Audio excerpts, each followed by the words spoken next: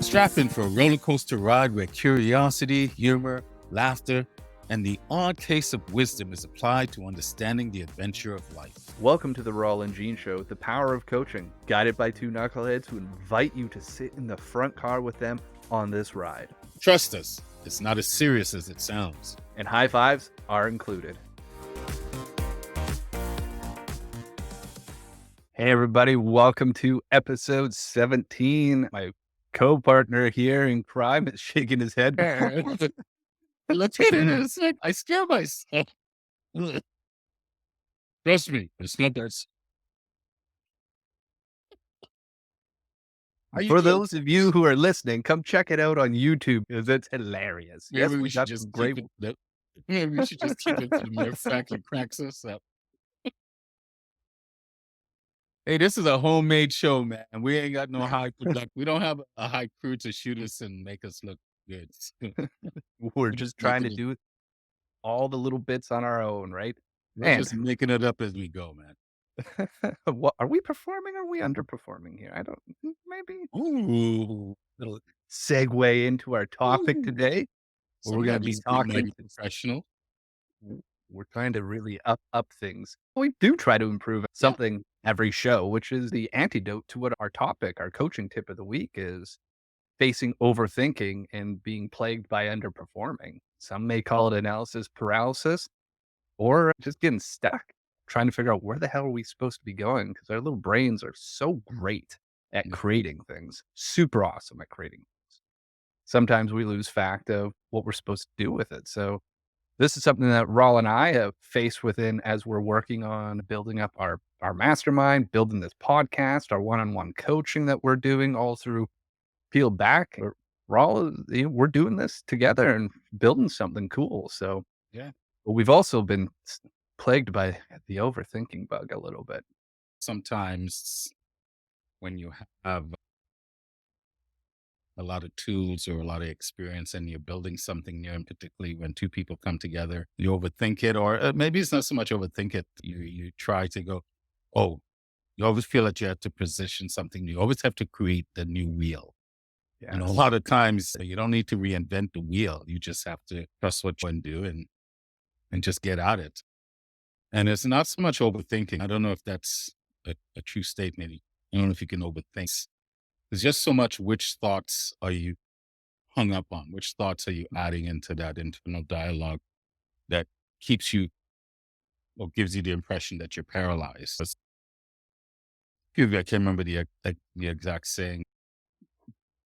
A good plan today is better than a perfect plan tomorrow, right?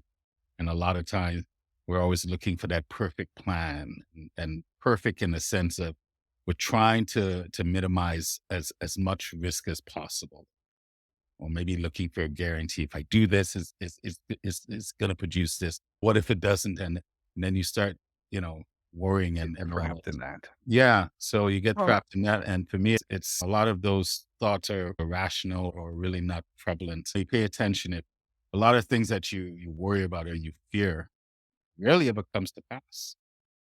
So you spend a lot of that mental and emotional energy on thoughts that are really not relevant, or overthinking what you actually know. Maybe it's not overthinking, just not trusting. Right? There's some truth to both of those. Is what are you not trusting? Yeah. And I think the other thing is like stopping and going, what am I actually reacting to? Yeah. What is actually coming up? And I'm thinking about these things, making all these glorious plans in my mind. And there's still like this weird energy that I'm feeling, which I'm now trying to think myself through, which in the reality is you've got to feel yourself through that and stand into that and experience what is happening in this and ask yourself questions like, what am I reacting to right now? Like, what am I choosing? And is what I'm thinking about, like the goal that got me down this rumination, is it important? Yes, no. And then choice, and then actually make the choice, which part of when I say make a choice is choose and do. Like the choice is actually you need both the parts of the keys to come in, make the choice. There is no try, there's only do. That's only do. Oh, my kids love when I say that. There's no try, there's only did. I don't know. Sounds good in the movie. There's a value to trying as well, because sometimes, not sometimes, when you try and it doesn't pan out the way you think, you learn from it. In sports, some athletes, some coaches don't believe in moral victories and that sort of thing. I think everything we do serves a purpose. When you talk about overthinking and underperforming, the other way you can say that is procrastination. And I'm not a big proponent of procrastination because I believe everything happens when it's supposed to happen in the right time. It's how do you look at that time period that you feel that you're not maximizing effort or you're not maximizing time. These last two shows came out of the experience that Gene and I have had over the last couple of months with the Me I Don't See. And here we are, two coaches, very experienced, have been doing this for a while. And we have our programs and so forth. And yet, to some degree, we weren't trusting that we were trying to reinvent the wheel. And every time we try to reinvent the wheel to make it bigger and better and all this. And I'm not sure how it came about, but we realized, are we doing this for us or for them? Who we're doing this really for? And we've got enough experience and enough positive experience from our clients saying, you know what, guys you got something good. Do that. So we put the oars down and slow down the rowboat and okay, what are we doing? Why are we Well, trying to reinvent the wheels? I'd flip that around as we actually put the boat in the water, right? Is like the oars, we were sitting on land and just rowing like crazy going, "Why aren't we getting anywhere? This feels right." Be like, "Yeah, it's the right motion, but we were in the wrong environment for it to be effective." Yeah, we weren't And I think definitely. Sorry, go ahead. Yeah. yeah, and that's definitely a big part of, like, when I lean into procrastination is, like, it is procrastination useful? At times. And it's the same thing as not getting stuck there, and I think we talked about this in some of our earlier episodes around, like, anger and the power of laughter is don't get stuck there. Are we varying the amount of time we're spending in procrastination and the amount of time we're spending in thinking, amount of time we're spending in execution? Each of those are all, like, valuable places to go experience, to go do the things, get some knowledge from it, reiterate, and go again. It's a complete process. We talked recently about how the comfort zone is an energy of process and how entire life is just an energy of process. Yes. And so it's, are you letting that process and that energy flow? And if not, what dams are you putting in place? And Mhm. how are you wanting to remove those? Yeah. Are those dams serving you going, hey, maybe you shouldn't be going down this route for a good reason, or going down this route makes you have to recalibrate who you are and Yeah. what your life is going to stand for. Both of those are important things to stand with and explore a little bit. And I think the key is balance. It's finding the balance between thinking and really looking at it at what it is you want to do. How do you want to accomplish it? You do try to, what part of mitigating risks is to try to understand and make certain assumptions with regards to the outcomes, but not trying to out control outcomes because I'm a believer in I rather have the opportunity than someone trying to control outcomes. When you control outcomes, you negate basically a lot of times you negate opportunity. So it's just about balance and recognizing, especially when you're building something new or you think you're building something new. A lot of times whether we admit it or not, maybe it's subconscious, you want to know that it's going to be successful. It's going to be successful. It's going to be successful. It's going to be successful if you do it. And even if the perception is you fail, to me, you're successful because you put it out and you're going to learn from it. And if it's something truly valuable, if it's a good idea, but maybe it was just implemented wrong, you didn't have the right processes in place, you learn from it, you adjust, you fix, and then you go back and do. That's why I say there's a balance. You need to think, but you also need to think and then put it into action. Because if you're just stuck in thinking, it's going to be frustrating. You'll never do anything. So there comes a time when you just have to say, what? I think we've got this. We could sit here and fine tune it all we want. But a lot of the fine tuning actually comes in the doing, in the production and learning Oh, it at the process. as yes, the learning is like the learning can actually occur until you put it into practice and Yeah. until you start moving towards that direction you want. It's like, how do you know if this is the thing you want to accomplish unless you start to take some steps towards and go, this is hard. And that's how, And yeah. that's okay. Yeah. And do you still want to do this hard? does the destination, your goal, your outcome, whatever word you wanna use for it, does it still excite you? And are Yeah. you willing to go do some hard things to get to it? And this is where we came back to because we talk about process. Well, life is a process. We're just a process. And it's just recognizing. And that was part of our process and recognizing, you know what? We've got good structure in what we've done before. And it's, as an ex coach, a lot of times coaches, you make it to the big dance and then you feel that you need to revamp everything. No, trust what got you there. Yeah, Now, as a coach, you need to scout your opponent to best your ability, understand their strengths and weaknesses, you game plan accordingly to combat that. And then you just have to do. And it's not even rolling the dice. Is not about chance. It's trusting the process that you went through because it's proven in the sense that you made it here yeah, from there. So it's proven. Now, yeah. can it take you the full distance?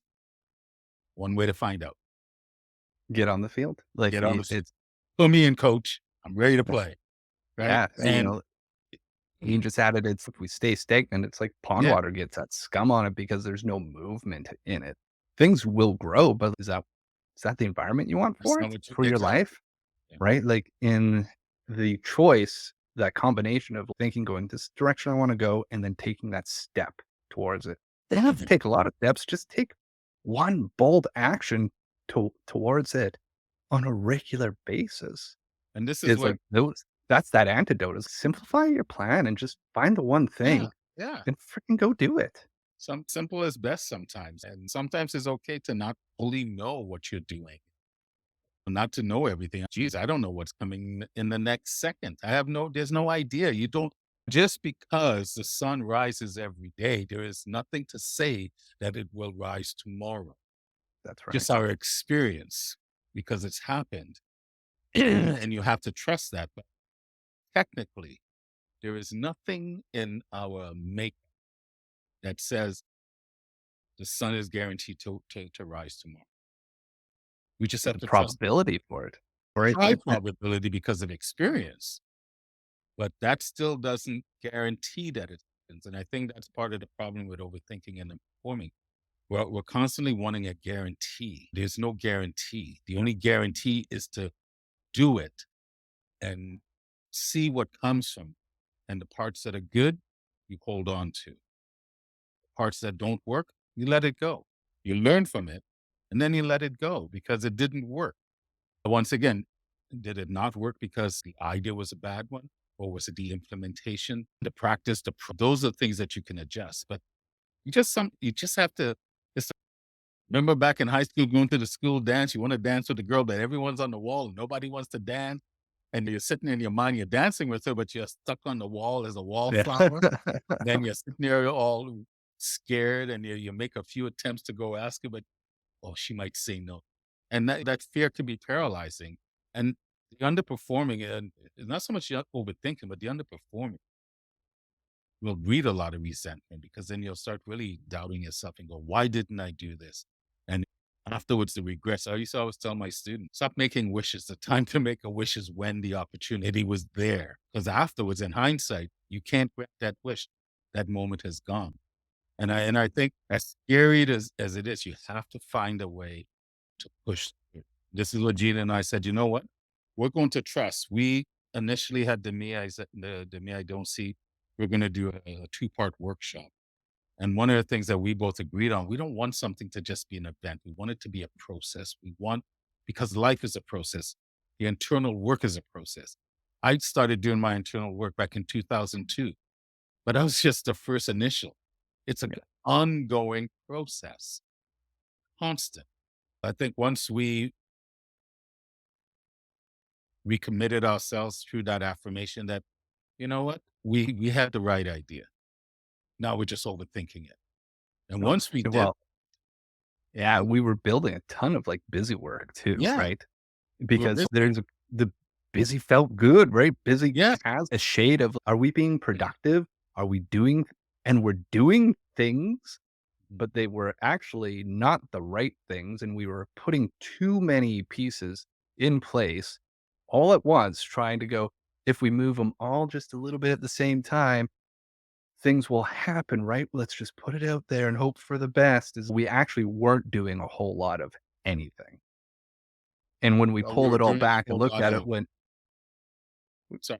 we were fucking around. Like, we weren't face we I will take my place as going, there's a component of, like, I didn't wanna be the guy rejected at the dance. Yeah, So if I didn't put myself out there, I wouldn't get rejected. High five, I accomplished what I was trying to avoid. But at the same token, yeah. be like, you've got to learn from that, and we gotta step into it, and we have to embrace that we do and that we can bring more of this out, and that we actually have to focus our energies a lot more, kind of like that laser, and finding out what we can cut through. And we've learned that we cut through the noise and we cut through the crap and went, "Oh, shit, this is a lot simpler than we were trying to make this." For me, it all serves in its own value. It's just like you building a house and then you finding the house is done. Oh, it's not done. I got to do this, and I got no. The house is livable. You can live in the house.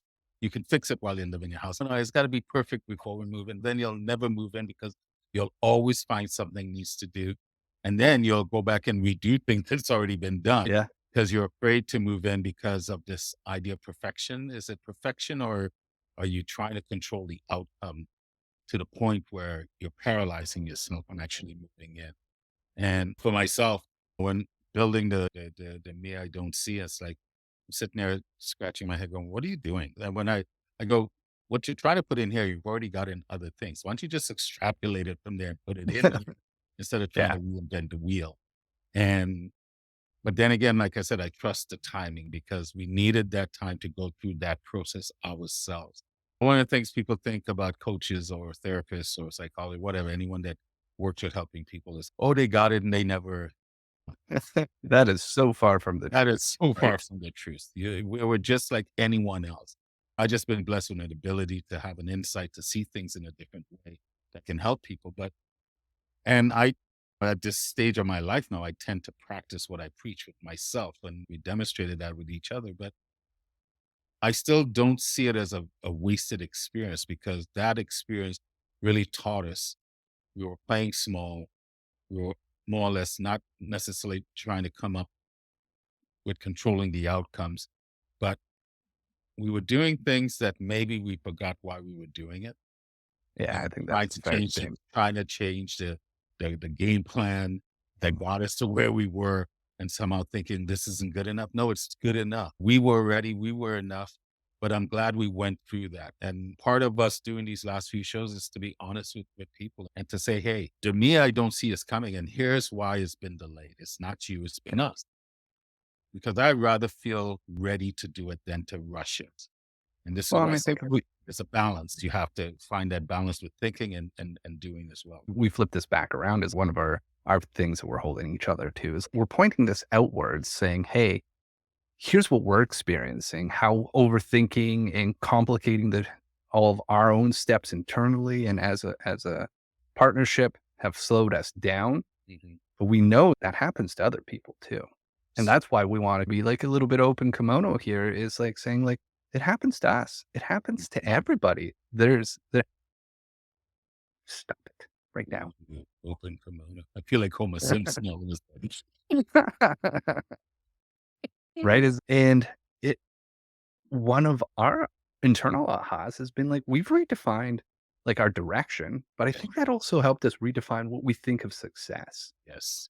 right? Yes. And success is like love and success. I find those are two big words that people use a lot to like measure things in their Mhm. life without actually defining them. Going, it's undefinable, but yet we're going to hold ourselves accountable to something that we're not willing to define. Yeah. So constantly missing it and then using that gap as like a weapon against ourselves.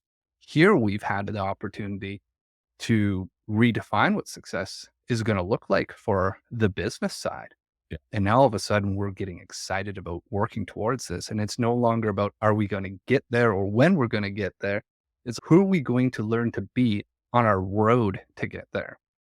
And Yeah. that is the most exciting part about setting this goal and what our success is going to look like. We know it's going to take time to get there, but who Yes. are we going to unlock along the path within ourselves getting there? And one of those things is, oh, yeah, simplifying it, finding one thing, taking bold action. And to add to that, I love that. Who are we going to be? Who are we going to unlock? But I also like the person that I am right now. I think when you're doing any of these things is, yeah, who you're going to be at the end of this process, but how do you want to be in the process? Yeah. Right. And I think we both realize, yeah, we're worthy. We're enough. We've got enough skills. I don't think there was a underlining doubt, but we definitely got hung up in trying to be not so much perfect, but thinking Not like, trying to again, be fancy. yeah, exactly. Yeah, fancy. That's a really good word. And just be ourselves. As much as I have a few programs outlined in regards to stuff, I rarely follow it. I trust every time I meet with a client, what needs to be dealt with will come out in those sessions. And so it's look, is just do it. Let's just get together and talk and see what's gonna happen. So we just decided to go back to simple Fred Flintstone bedrock simplicity. Stop overthinking it. We've got enough intel. We've got enough experience. We were on the right track as opposed to creating an event versus a process, because I'd rather have a process where people know that you're gonna start here and it's gonna take this path and this amount of time to get to this point. And let's trust the process by doing the work. So if we're going to put that on you, we have to practice it. And that's Yeah. what we decided. You know what? Okay. The biggest thing is just to jump in, right? Sometimes the best way to learn is just to jump in. We've learned. We've been learning. We'll continue Well, to. let's add on to that a little bit is there's the component of jumping in, but there's the component of, are you going to trust yourself to learn in that process? Part of that learning is going, you are in the process of doing, and because of that, you may have some times which could be, I'm using air quotes, and I hate failure, but that's the open opportunity to learn. Like when that failure comes in, is celebrate it. I was just watching like a clip from Ed Sheeran on a podcast or a radio show where he was talking about, we don't talk about failure enough. And he's Yeah. just like, the only reason I am Ed Sheeran, who I am today with all the success, is because I was a kid who couldn't sing, who couldn't play the guitar, picked all those up, and now I'm where I am, but I had to suck along the way to becoming where I am, but I stayed consistent with the practice of going, I want to learn how to sing and I want to learn how to play my guitar and see where Well, this that is takes why, me. And it's definitely took 'em places. this is why the light never shows it up without the dark, love without fear, success without failure. The way we think of it, because we live in a world of duality, but they're partners. They are partners because how can you understand success without failure? And failure is really not failure. It's just another opportunity to learn. Okay, what worked? What did not work? Yeah. Because it's so true. Part of success is failing. Right? You're going to fail. You're going to fail actually more than you succeed. Think of baseball. They pay these guys millions of dollars to hit a baseball, and you're only successful maybe 33% of the time. Out of 10 at bats, if you're a good hitter is a 300 hitter, right? One person has still only hit 400 in all of baseball history. 4 out of 10 hits. So that's 6 times that they, and yet they make it. So it is a necessary part of success is to fail, it's to fall down. How else are you going to learn, particularly when you've never done something before? So you could plan all you want, right? But eventually you have to dive into the deep end of the pool and see, can I tread water? And am I going to learn to tread water on the ground? And that you call it a leap of faith? No, it's not a leap of faith. We're now deciding we're going to trust what we've done, how we fine tune what we've done. And now we're just going to go.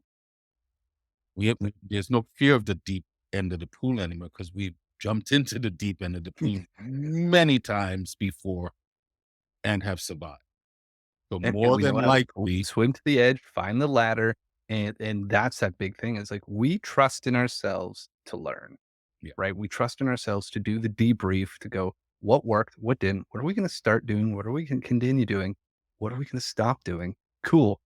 Start again, relearn, bring it all back in, Yeah. keep doing that simple ass process. It's like, Simple as where do I process. want to go? Do I trust myself to do the debrief afterwards? Do the thing, debrief, go again.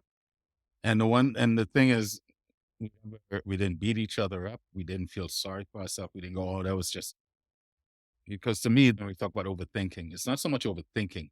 It's which thoughts are you taking and putting into your internal dialogue. So when you feel that you haven't achieved what you want to achieve, I no longer beat myself up. When you beat yourself up for those things, that's what keeps you stuck in those things. So Gina and I is like we had an honest, what's going on? What's going on with us? What's going on with you? What's going on with me? And we were honest. We cleared the ears. We both realized, okay, we have to just trust and do. We were on the right path, if you want to look at it that way. But it was okay, like I said, because I trust the timing and the learning that came from it. And it's not just the learning; it revigorated us. It energized us actually in a way we weren't energized before. So to me, it was a valuable experience. And it reminds me back in my early recruitment days. Summer was always slow, but when September came about, everyone's going back to September to school. December is wild time. Yeah. Yeah, so from September to December, it was time for us to really cook and to make our money. It's the same attitude, really feeling excited about the coming season and really launching this and but not just this, just what we're doing with PL and wanting to create a movement, an organization that is truly about empowering people and building community, which is something that's very important for both Gina and I. And that was reiterated in this time in this process. And that's why I said it was a valuable experience that we went through because it just really, for me, clarified our vision, clarified the long term vision and realizing, okay, now that we have that in, that's out there, it's right there. I can see it. Come back here now. What do we need to do to get to that point? It's already Yeah. there. We're already thinking. It's already there. The goal we set for what we want to achieve every month is there. Thinking that we're already feeling it now. What do we need to do to physically manifest it and make it? And it's been simple little things, right? Even since that conversation, for us, look what we've already accomplished is we've got a ton Yeah, of our content being distributed now as short videos, sharing the clips and the things that we've been doing from our shows. Our show is this show, episode 1. For those who are watching, you can go follow us right now on Spotify, Apple Podcasts, Amazon, iHeartRadio.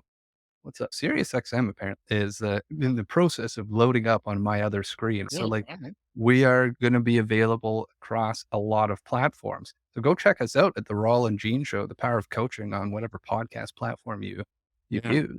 We're going to be pushing that outside of this show a little bit more over the next couple weeks. Is like we dedicated to keeping it simple by just cutting it down, deploying the audio. The live cast continues to be it's gonna be live. We're gonna be interacting with people. Then yeah, we're curating that down to a 25, 30-minute episode that people can take with them on their commute and hear about these things. And we've shifted away from the expose component to our coaching tips, which yeah. we're actually gonna be getting to here in the next few minutes, is like being reliable with ourselves. So we'll find a way. I love doing this live cast. And Gene, we talked about turning it into a podcast, which is that's come about. So there's a small success, Yeah, we right? didn't have that weeks ago. We You talked know, doing that. episode 16, 17, 17. 17. When we first started this, we had no idea if we would even do another one or we would do at least maybe five. Here we're 17. By the end of this year, who knows what? And that's the thing. And to me, that's the beauty is of the unknown. When we think of the unknown, we always think about the negative side. What about the positive things? I'd love to see where this is going to be. How about a year A from now? year from now. Just by the end of the 6 year, months, yeah. 6 months from now, Yeah. who knows? A lot of it has to do with us, and a lot of it is things you just cannot see and anticipate. And you just have to trust you have the skills, you have all the tools that whatever shows up, you have the ability to deal with. You do your due diligence in thinking, but also using all your skills and tools to think reasonable, create a plan, and then just do it. And if you're fearful of starting, talk to someone that can push you. Talk to someone that you trust that can hold you accountable. Because Gina and I hold each other accountable. Did you do your emailing today? Did you do your writing today? What did you do today? This is what I said I was going to do. So I make my to-do list. Okay, this is what I owe Gene. But it's Yeah. not so much owing Gene, me. It's for me. Are you going to keep your promises to yourself? Yeah, you're Because gonna become the person you trust the most. yes, and that's why I said during this process, understand and that's why I agree with you. The person that we will be different down the road. But who are you right now as you're doing these things? Do you like the person that you are as you're doing these things? And if you don't like certain components of yourself, be honest about it and go, okay, what do I need to change? How do I need to change it? Do I need help? Do I need someone that can maybe step out of the emotions of it with me to help me to look at it in a different way? And then at the end of the day, that's why I always tell people with coaching, you can go to all the coaches you want. At the end of the day, you still have to make a choice and then you have Really? to Yeah. do it. Yeah. It's like it doesn't matter what is in front of you and what support you have around it. You have to come You and take that. You have to put that effort in. You have to spill your own tea, time, effort, and yeah. attention. Are you willing to make your own tea? So you have to spill your own tea. Is that what you just said? Yeah. It's a work in progress. I guarantee Serene probably liked it. Can you drink my tea for me? No, I rather spill it. No, like a cat knocking off the table. Oh, you killed me, man. It's Welcome to the a Rawle great Gene Comedy Hour. it's a great acronym though. I know, I know. But no, you're bang on, man. And one of the things we do is we laugh a lot even when we're not on camera. Humor is an amazing thing. I think we did a show Oh, about laughter early on, and maybe we'll revisit it because for me, I've always been a person that loved collaboration. I love working with other people. I don't like doing a lot of things for myself. When we're building, and our meetings are like what, maybe an hour and a half. Mostly is yeah. really short and concise, but we have a lot of fun doing it. Right? We laugh a lot, and it to me it's like cooking. When you're cooking angry, you can taste it in the food. But when you're cooking and you're joyous and cooking with love, and I love putting on music and I'll sing, and my nieces and my nephew will be like, Uncle Raul, who did that song? Maybe you should let them do that song. But it's fun. And then if you feel it and you taste it in the food, and it's the same thing with this. You'll feel it, you'll taste it because going back again to we're committed to helping individuals, people, teams, whatever, but we're committed to helping uplift our human consciousness and building community. And we don't just talk it on here, we do it, we practice it with ourselves, and we have a lot of fun doing it. This is why we laugh so much because sometimes I'm laughing at just inside jokes and I'm not telling anyone, but it's just all experiences of value. Yeah. When they're not of value, it's because how are you looking at it? Are you Mhm. being stuck in the negativity of them, or can you step out of the emotion of it and look at it in a different so You're like segueing into our coaching tip of the week then. apparently I have some skills, so The segue, the the pen. same. All right. So here's the segue. The coaching tip of the week is all about overthinking and the concept of underperforming. The reality is it goes beyond convenience. This is all about standing in the hard and challenging. When in doubt, we laugh and say, do the George Costanza, do the opposite. If you find yourself overthinking and underperforming, this is an opportunity for you to stop and take a sanity check. Ask yourself some of these questions. What am I reacting to? What am I choosing? How are these currently serving me? What is blocking me from moving forward? And what are the emotions it's bringing up? After you've done that, think about what commitment do I need to make to myself? How's this serving others and building community? And at the end of the day, simplify your plan, find one thing, and then take some bold action towards it. That's it for our It coaching tip of the week. My friend, as we wrap up this show, great conversation around overthinking and seeing where this has all gone. And thank you to everybody who's watched along today. So we all appreciate it. Thank you so much. And now, as well, if you want to follow us along here, we're here every week on your favorite platform, Facebook, LinkedIn, YouTube. Make sure to hit subscribe, follow all the things. And as well, you can find us on your favorite audio platform, The Rawle Gene Show, The Power of Coaching. Episodes are releasing weekly. And tell your friends, tell your pets, tell your grandparents, come check us out Tell Fridays. everybody. Tell everyone. To our so-called friends, we're going to challenge you. Bring a friend along. Bring a friend along. Say. There's Anyway, I love plenty you. of room for everybody here at our table. Anyways, Jump we in the love you pool. The all. water's warm. All right, everybody, we'll talk to you later. Oh, one last thing. It's the legal language. This podcast is presented solely for educational and entertainment purposes. It is not intended as a substitute for the advice of a physician, professional coach, psychotherapist, or other qualified professionals.